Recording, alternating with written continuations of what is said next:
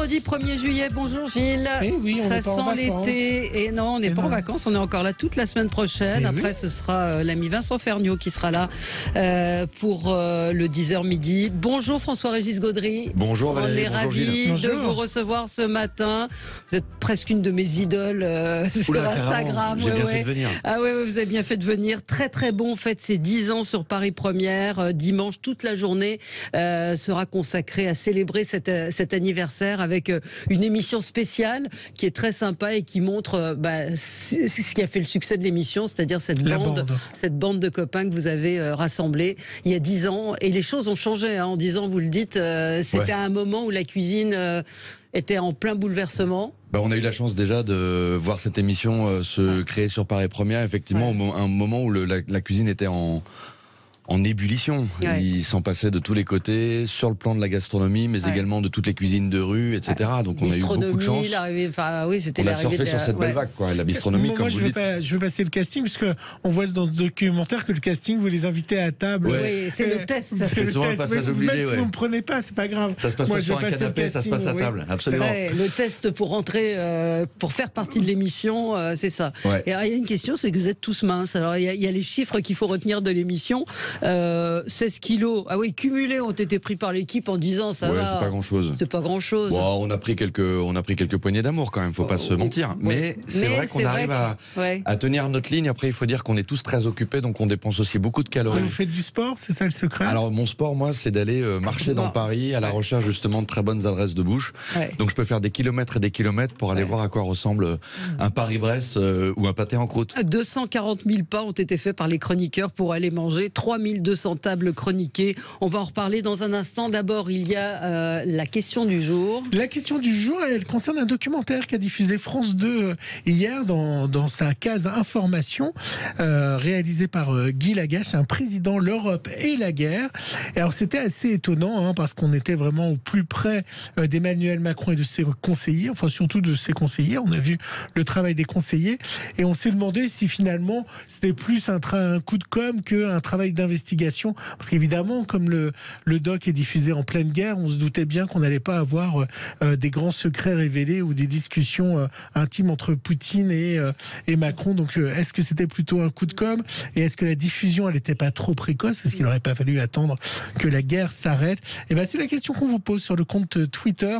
Travail d'investigation, coup de com', diffusion trop précoce. Bon, alors, on vient de mettre le sondage en ligne. Pour l'instant, vous nous dites à 100% coup de com'. Donc, voilà. Mais c'était un petit peu les commentaires des observateurs. Des observateurs, que quand même c'était de la part. Oui, mais et on est sur France Télévisions, donc un coup de com' de France Télévisions sur la présidence. Voilà, c'est un peu. Voilà. Alors, on va passer au zapping. Vous regardez les autres émissions culinaires ou pas, genre Top Chef et autres? Oui, Top Chef, j'ai la chance d'y mettre mon grain de sel. Et puis, depuis 3 ans, je juge aussi La Guerre des Restos, qui est une épreuve mythique de cette émission que j'aime beaucoup et que je suis et que j'ai beaucoup apprécié encore cette année. Après, j'ai pas trop le temps de regarder ailleurs, mais je reste quand même informé. Ouais. Vous faites combien de restos par jour? Alors par jour, au moins 1, et en moyenne, ça donne à peu près entre 5 et 8. Ça dépend, ça dépend des semaines, non par semaine. Ah oui, par semaine, d'accord. Oui, par jour, ce serait quand même compliqué. Mais il m'est arrivé quand même par le passé de faire 2 restaurants au déjeuner, 2 restaurants le soir. Oui, j'ai connu des critiques qui en faisaient plusieurs dans la journée. Mais après, il faut tenir le rythme, parce qu'en termes de digestion et de fatigue, c'est quand même pas évident. La Guerre des Restos, vous n'êtes pas influencé par la production? Vous vous basez vraiment sur le menu? Ah oui, vraiment. Il me laisse une paire. Moi, je vais vous dire, quand j'ai commencé La Guerre des Restos il y a 3 ans, je m'attendais même à être un peu pris en main à l'oreillette par la prod en disant mais regarde ce critère, etc. Il me laisse une paire royale. Et parfois, comme je sais pas toujours choisir, c'est assez compliqué de faire son choix. On a des scrupules, mais là, pour le coup, il y a aucune espèce de combine ou de volonté de m'influencer. Ah, moi je pensais. Non, vraiment, je vous assure. Oui. Allez, je rappelle que c'est sur Paris Première, très très bon, parce qu'il y a des auditeurs qui découvrent. Stéphane nous dit, mais c'est où, c'est quoi cette émission? C'est tous les dimanches sur Paris Première, et dimanche prochain, ça va être une initiation. Si vous n'avez jamais vu l'émission, vous pourrez voir les meilleurs moments de l'émission. Et c'est pour les gourmands, c'est vraiment une émission incontournable. Et pas mal d'extraits sur YouTube en clair. Oui, c'est vrai. Alors, Gilles, le zapping. Sud Radio 10h midi média, l'instant zapping. C'est aujourd'hui que s'élance la petite sirène. Bah oui, Copenhague oblige. Oui, bravo. Oui, Oh il n'est pas fatigué en fin de saison. Gilles, ça va, il a encore. En effet, les joueurs vont s'élancer depuis le Danemark. Les joueurs, c'est les cyclistes. Les cyclistes, voilà. C'était la faute. Faites pas semblant. Vont s'élancer depuis le Danemark. Et cette fois, même si on a le nez qui coule, Valérie, on va pouvoir rouler. Écoutez pourquoi. En apparence, le Tour s'apprête à vivre une édition enfin normale. En apparence seulement. On nous a recommandé, ça c'est les directives de la course, de pas signer autographe, éviter les selfies. Des restrictions encore, car ces dernières semaines, à l'image de la population générale, le peloton fait face à une recrudescence de l'épidémie. Thibaut Pinot a par exemple été touché il y a peu. Ça met un peu plus de stress que prévu parce que voilà, on sait jamais comment on réagit face à ce virus-là. Donc ça a pris 8 jours, donc c'était 8 jours compliqués. La menace plane donc au-dessus des 176 coureurs avec un tout nouveau protocole sanitaire. Principale mesure, un champion positif mais asymptomatique pourrait rester dans la course. Un collège de médecins, de professeurs de médecine se réunira pour voir ce qu'il convient de faire. Voilà. Et puis il n'y a surtout plus de risque de voir une équipe sortir complètement du Tour. Et oui, même avec le Covid, ils continueront à courir. Il fallait chercher du côté de la femme.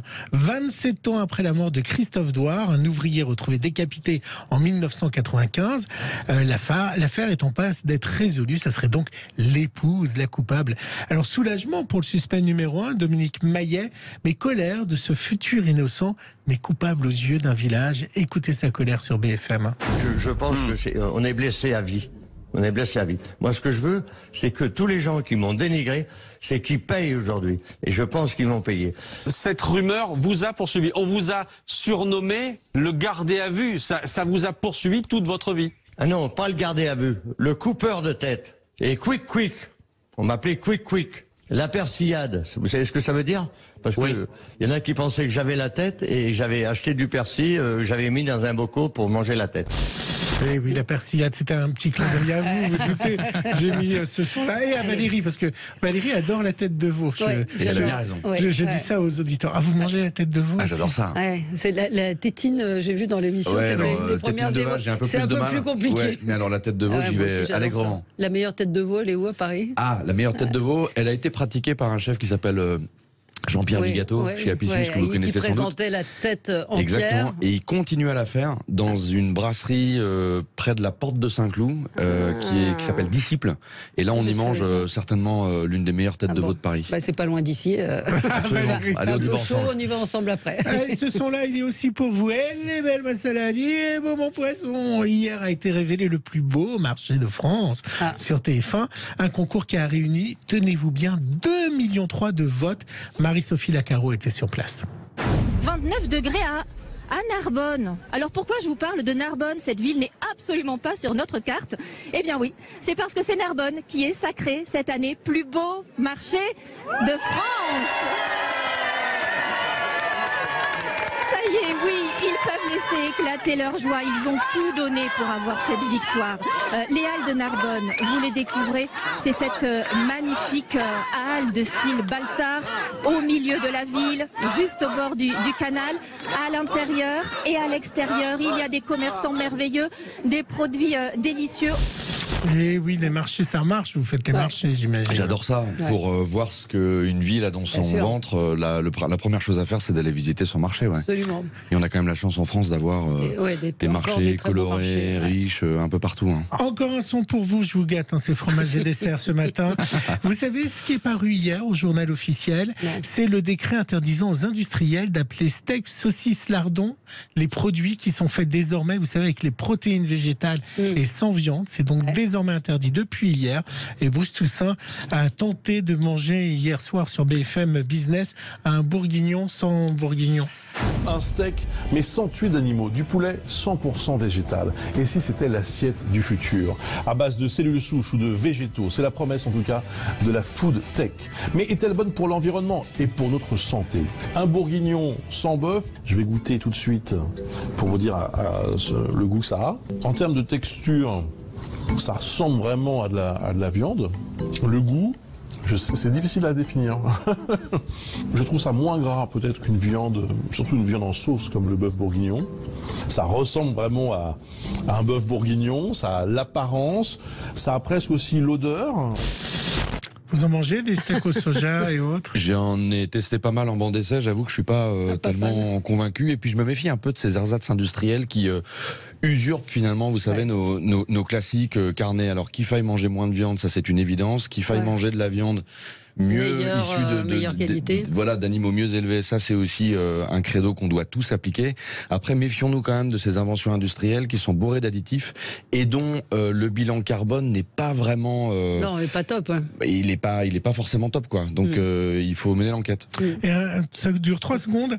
Juste pour vous dire que c'est aujourd'hui que sort l'Infomédia la saison 4 de Stranger Things, le volume 2 qui est très très attendu. Et ce matin, Canal+ a fait une opération avec Netflix qui démarre là à 10h, où tous les sites internet, en tout cas le site de MyCanal, eh bien, va être dans le monde de Stranger Things et tout va être basculé dans le monde opposé.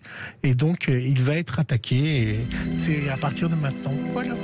C'est l'Infomédia. Très bien. Vous regardez des séries? Non, pas du tout. Des séries, j'en regarde quelques-unes sur Netflix, mais vraiment ponctuellement parce que je suis assez occupé. Ouais, un petit peu, ouais. Je rappelle que vous avez aussi un site un Instagram.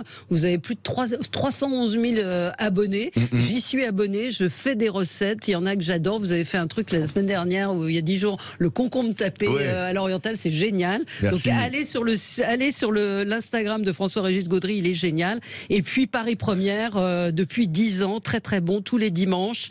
Dimanche prochain, on fêtera ces 10 ans à midi. Et puis de 10h50 à 16h50, les meilleurs moments de très très bon.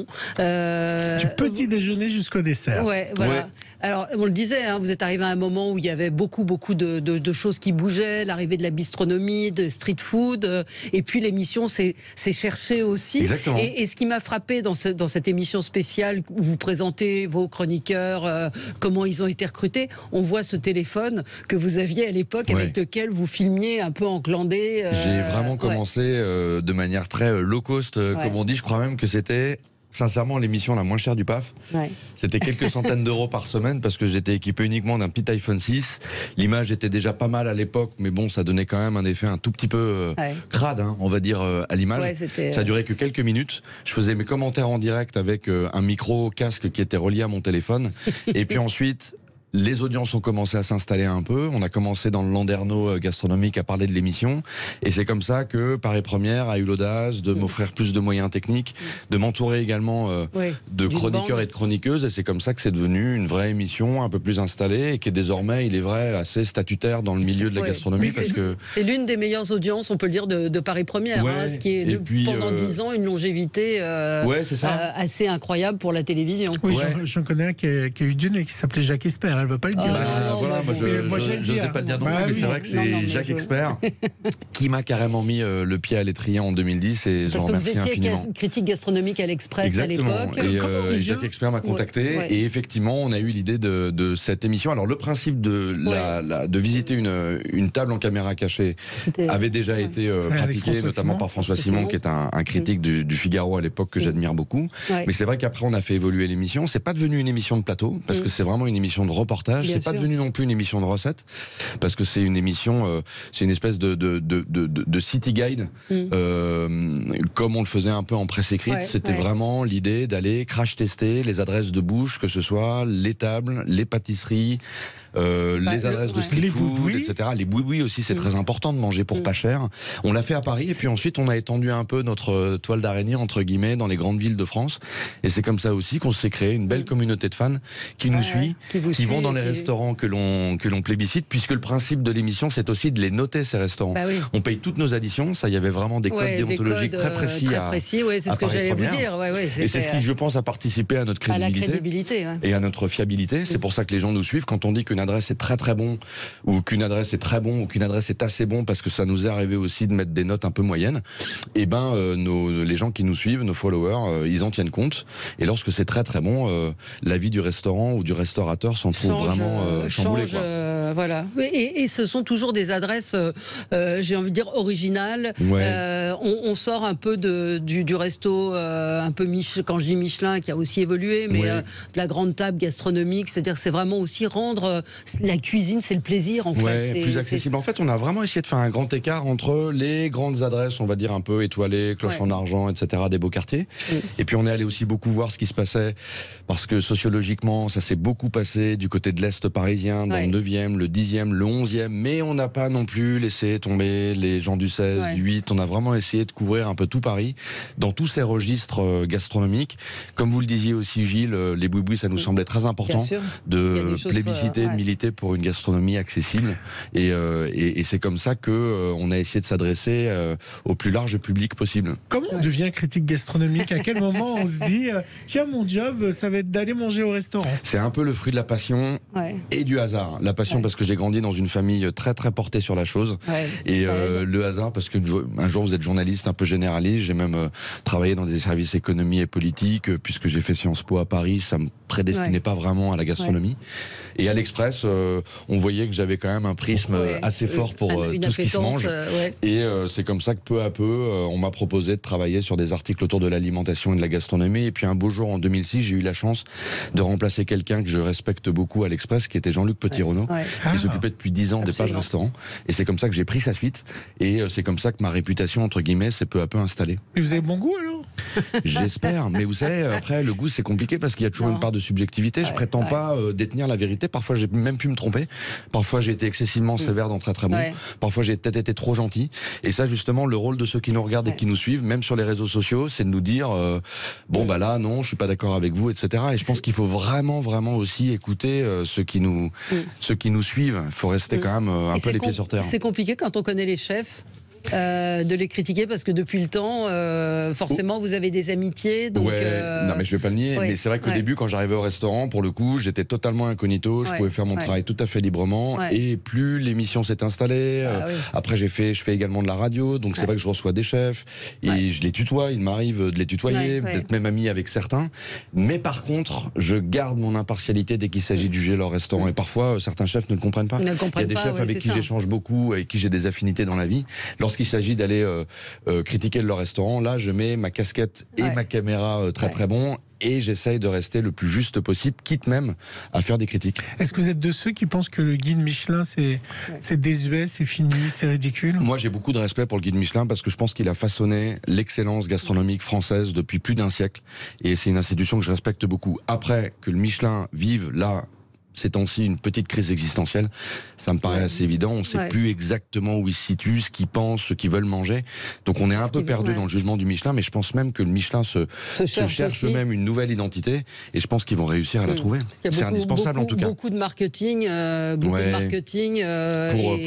pour exister, avec l'obligation de vendre, donc de rentrer dans un certain nombre de critères et de quitte même à trahir de temps en temps leurs valeurs, quoi. Absolument. Une équipe aussi autour de vous, Elvira Masson, alors très très green, Mina Sundiram qui elle engloutit des sandwichs avec élégance, et des baours, voilà, tout ce qui se passe à Paris, c'est sûr, en termes de cuisine de rue. Voilà, on va pas tous les citer. Il y a Feg. Alors Feg, c'est Frédéric Ernestine Grasser-Hermé, notre plus jeune chroniqueuse, 80 printemps quand même, qui est une encyclopédie vivante de la gastronomie. Elle a écrit des livres formidables. Elle a influencé un certain nombre de restaurateurs à une époque. Donc elle est géniale. Il y a, alors Guilherme de Serval, lui me fait rire aussi. Sur le vin. Sur le vin. C'est notre dandy du goulot. Voilà. Bon, on peut pas tous les citer. Anthony Cointre. Alors lui, c'est la gouaille, c'est le cuisinier tel que. C'est le bon tour de taille. C'est le bon tour de taille, absolument. Et alors il paraît que vous pourriez vous aimez la mimolette vieille. Oui. Vous pouvez défoncer une mimolette. Il y a pas mal de choses globalement que je peux défoncer quand c'est devant moi, et d'ailleurs j'ai même un rapport assez addictif aux choses que j'aime. C'est vrai que la mimolette vieille est chargée de ce que l'on appelle aujourd'hui l'umami, vous savez, cette espèce de longueur en bouche, de persistance, qui fait qu'à un moment donné vous salivez tellement que vous en voulez, quoi. Et les bonbons dégueulasses, c'est quoi? Alors ça il balance dans l'émission. Je suis pas très nourriture industrielle, ça c'est vrai. Je fais même la guerre à mes filles lorsqu'il y a des sodas américains dans le frigo, mais j'ai un faible pour les bonbons industriels, vous savez, les bonbons La Vie est beau, qui commencent par un H. Et ça, c'est vrai que des crocodiles ou des fraises Tagada, je peux en manger, mon poids dans la journée. C'est votre petit mon guilty pleasure. Voilà. Et pour nos auditeurs un peu du sud ou de l'île ou du nord, à quand l'ouverture sur d'autres régions de Paris où la chaîne elle est tellement spécifique? Figurez-vous, vous faites bien de me poser la question, Gilles, parce que d'abord on le fait déjà, mais surtout à partir de l'an prochain, donc pour la 11e saison de Très Très Bon, une fois par mois, on ira couvrir, donc c'est quand même colossal, une émission sur 4, on ira couvrir une grande ville de France. Alors on a déjà fait cette année Lille, Marseille, Nice, on va partir à Rennes l'an prochain, Strasbourg, et Bordeaux. Une bonne adresse à Marseille pour nos auditeurs? Oh là là, il y en a plein, il y a Limat. Allez, vous allez à Marseille chez Limat, c'est une superbe adresse qui est dans les escaliers du cours Julien, et là c'est une petite cantine tenue par une chef d'origine suisse alémanique, et vous mangez une excellente cuisine pour moins de 15 €. Nice. Bon, super. Nice, vous allez à la Merenda, chez Dominique Lestanc, rue Raoul Bozio, et vous mangez les meilleures pâtes au pistou que je connaisse pour 11 €. Bon, et tout ça, on peut le retrouver aussi sur le site de Paris Première pour revoir les émissions en replay. Et il y a une appli très très bon. Bonbon, c'est les bonbons qui vous ont influencé. Très très bon. Donc dimanche, vous passez la journée devant la télé. Ce sera l'émission spéciale des 10 ans, très sympa, qui montre la bonne humeur, un petit peu comment vous les avez recrutés à table. Et toutes les coulisses de l'émission. Pour nos auditeurs qui sont curieux, Valérie, il y a 6 Play, et là 6 Play Paris Première est accessible gratuitement. Vous pouvez aller voir les rediffs sur les sites de 6 Play. Absolument. Et là, vous avez toutes les émissions gratuitement. Et puis l'Instagram. L'Instagram, c'est quoi la prochaine recette de François-Régis Debray? La prochaine recette, je crois qu'on est sur un riz tamoul. À partir de ce week-end, c'est un riz qui est du Tamil Nadu, donc c'est cette province du sud-est de l'Inde, et c'est un riz avec du citron, des épices, de la cardamome, et c'est un riz familial qui est très très bon, que j'ai fait goûter à mes filles. C'est souvent le crash test en fait, ma femme et mes filles, je leur fais goûter les recettes, si ça passe ou pas, boum, je la tourne. Et c'est compliqué un peu à faire. Non, moi je connaissais le riz afghan qui prend un temps de dingue. Le riz afghan pour le coup il est assez compliqué, il faut le mouler, etc. Le riz tamoul ça se fait en 3 gestes, il faut juste avoir quelques ingrédients et quelques épices comme la cardamome que tout le monde n'a pas dans son placard. Mais... Je vous ai dit que j'ai été acheter un plat spécial pour faire un gâteau aux abricots que vous aviez donné l'été dernier, avec de dans la un poudre grand plat, qui était génial. Mais vous n'avez rien amené. Non. C'est moi qui aurais dû vous amener des choses. C'est François-Régis Gaudry qui aurait dû nous apporter ça. Merci d'être passé par Sud Radio ce matin. Très très bon, 10 ans. Et puis à très vite chez notre amie Suzy peut-être. Oui, on a une amie commune qui cuisine bien. Qui fait les meilleures frites. Les meilleures frites du monde. Pourquoi elles sont les meilleures? Elles sont juste exceptionnelles. Elles sont exceptionnelles. Elle a une manière de les faire cuire. Suzy Peltrio qui a fait plein de livres, Suzy Palatin, plein de livres. On lui fait un petit coucou. Qui est d'origine guadeloupéenne et qui fait de super recettes antillaises. Très bonne cuisinière, et les frites, c'est les meilleures frites du monde. Merci à vous. On se retrouve avec les livres tout de suite. À tout de suite.